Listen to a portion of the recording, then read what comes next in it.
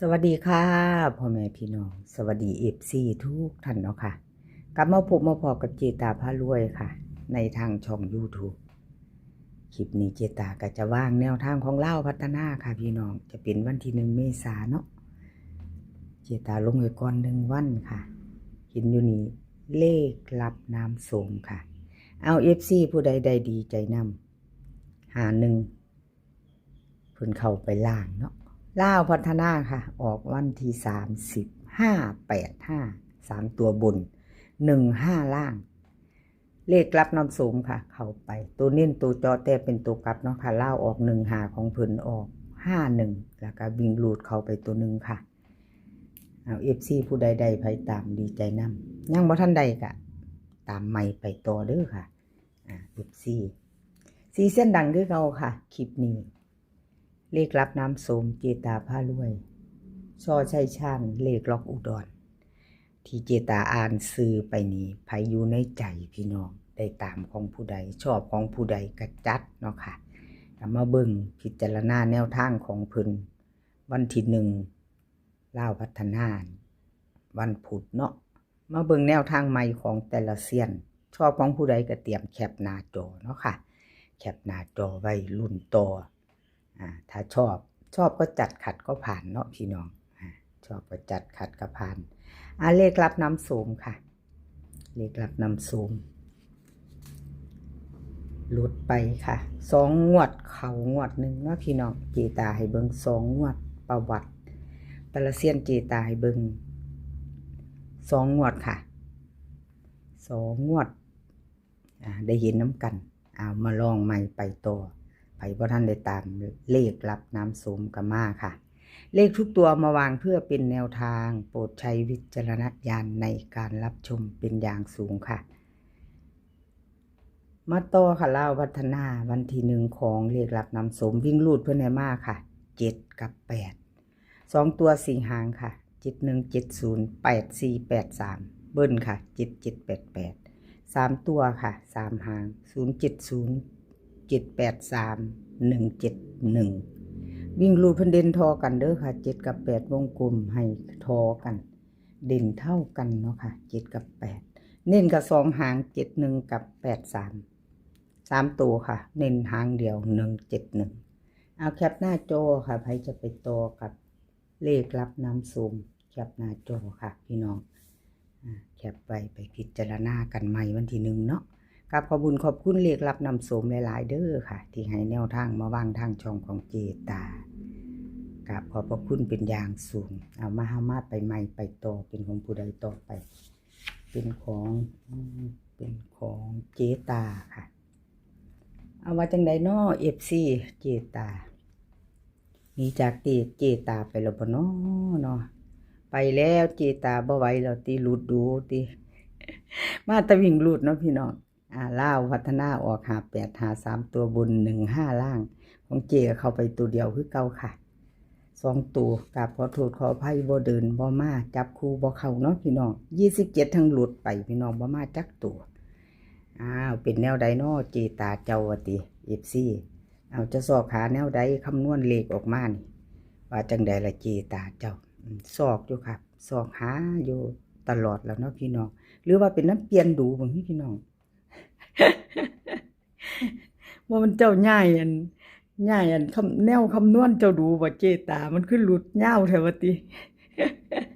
หัวขวนเลขเจ้าของดอกเนาะพี่น้องเนาะหัวขวนนั่นที่ว่าสอกหาอยากให้ได้แนวทางมาให้พี่น้องเบิ่งเนาะบ่อยากให้มันหลุดเนาะพี่น้องเอาว่าง่ายๆแม่นบ่อยากให้มันเข้ามันมาน่ะนะอันเจ้าซอกหาดูเท่าใดมันนึงหลุดไปมันได้โง่มากอันคำนวณอันเก่าติพี่น้องเนาะคำนวณอันเก่าแต่เจตาคำนวณก็คือจังมาไปต่อใหม่พี่น้องเว้าไปหลายมันก็จะยาวเนาะมาใหม่วันที่1มาแจมือใหม่ค่ะกับเจตาวิ่งรูดค่ะให้3กับ8 2ตัว4หางค่ะ38 37 81 82เบิ้ลหางเดียวเด้อค่ะ33เจตาให้33 3ตัวค่ะเน้น 3ตัวให้2หางค่ะ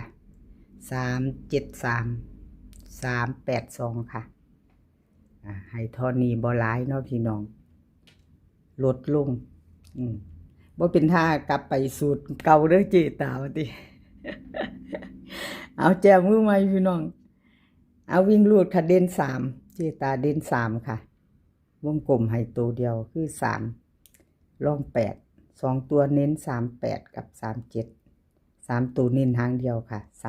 373เอาแคปหน้าจอค่ะไปจะไปต่อกับเจตาพารวยวันที่1เมษายนไปแจมมือใหม่ค่ะพิจารณาใหม่ชอบกระจัดขัดกระพานเนาะขอบคุณ FC ที่ยังมีเมตตาเข้ามารับชมรับฟังเจตาอยู่เนาะค่ะพี่น้องผู้เพิ่นใจดีมีน้ำใจเนาะเขามาเป็นกำลังใจให้คือเก่าละเจตาว่าซั่นเพิ่นว่ารุดไปก็บ่เป็นหยังดอกว่าซั่นใจตาฮักคือหยังในตัว FC ในช่องเจตาแล้วก็มากดหัวใจให้รัวๆใจดีสุขคนเนาะค่ะเอาช่อเชษชัยพี่น้อง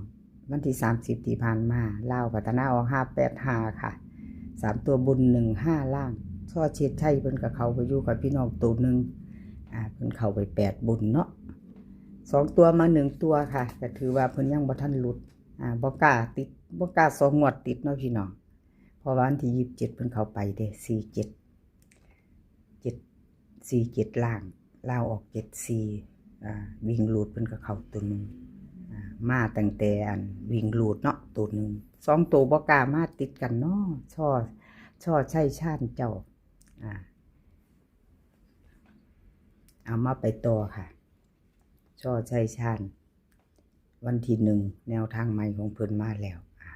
FC ผู้เพิ่นถามหาที่รอคอยพี่น้องที่ถามหาช่อใช่ชาญมางวดนึงก็มาลุดอีกติ FC ขอโทษขออภัยแทนเพิ่นเด้อค่ะแทนเพิ่นมาไปต่อแจมือใหม่วันที่1เมษาค่ะช่อชัยชาญลาวพัฒนาเพิ่นให้มาวิ่ง1กับ5ค่ะ2ตัว4หาง1516 5352ค่ะเบิ้ล11กับ55 3ตัวค่ะ3หาง116 531 152ค่ะวิ่งรูดเพิ่นเด่นทั้ง5ทั้ง1เด่นเท่ากัน2ตัวเน้น1 5กับ53ค่ะ3ตัวเน้น535ค่ะใครจะตามต่อกับเพิ่นก็แคปหน้าจอค่ะไปต่อกับช่อชัยชาญเนาะไปต่อกับแคปหน้าจอกราบขอบคุณช่อชัยชาญหลายๆเด้อค่ะที่ให้แนวทางมาวางทางช่องของเจตากราบขอบพระคุณเป็นอย่างสูงค่ะเลขล็อกอุดรค่ะพี่น้องล็อกอุดร FC เป็นจังได๋น้อค่ะได้วิ่งได้ตามน้ำเพิ่นบ่2ตัวเพิ่นก็บ่เดินบ่เข้าเนาะ5853ตัวบนค่ะ81กอดข้อกันมาวิ่งรูด2ตัวมา1ตัว2ตัวไม่เข้าไม่เดินเนาะพี่น้องจับคู่ไม่มาค่ะให้เบิ่งอีกงวดหนึ่งประวัติของล็อกอุดรล็อกอุดรหลุดไปพี่น้อง2งวดก็หลุดไปถึง2ตัวหลุด2งวดเนาะค่ะชัดเจนเนาะค่ะหลุดแล้วหลุดเลยแนวทางใหม่วันที่1เมษายนมาไปต่อค่ะพิจารณาใหม่แนวทางใหม่เนาะค่ะพี่น้องเลขล็อกอุดรค่ะล็อกอุดรวิ่งหลุดลาวพัฒนาเพิ่นให้มา1กับ9ค่ะ2ตัว4หาง1918 95 94บึ้นค่ะ11กับ99 3ตัวค่ะเพิ่นเน้น3ตัวเพิ่นให้3หาง199 195 994วิ่งรูดเพิ่นเด่น1กับ9เท่ากันเด้อค่ะเด่นเท่ากัน2ตัวเน้น19กับ94ค่ะ3ตัวเน้นหางเดียว994ใครจะไปต่อกับล็อกอุดรกับวันที่1ค่ะพี่น้อง20:30เป็นวันพุธล็อกอุดรพาพี่น้องเพิ่นไปเที่ยวลาวพัฒนาเด้อค่ะขามโค้งไวๆไปโลดเนาะFC เพิ่นรอคอยอยู่เพิ่นถามหาอยู่เลขล็อกอุดรพาเพิ่นไปต่อกราบขอบคุณเลขล็อกอุดรหลายๆค่ะที่ให้แนวทางมาวางทางช่องของเจตาเนาะค่ะให้มาตลอดค่ะอยู่นำกันมาตลอดเนาะล็อกอุดรคลิปนี้ขอให้พี่น้องโชคดีกับลาวพัฒนาวันที่1เมษายนค่ะ20:30มื้อนี้ขอให้มีความสุขข ขอให้สุขภาพร่างกายแข็งแรงกันทุกคนค่ะเดินทางไปไสก็ขอให้ปลอดภัยเดินทางไปขอมีโชคกลับมาขอให้มีชัยคลิปหน้าพอกันใหม่ค่ะคลิปนี้ก็สวัสดีค่ะ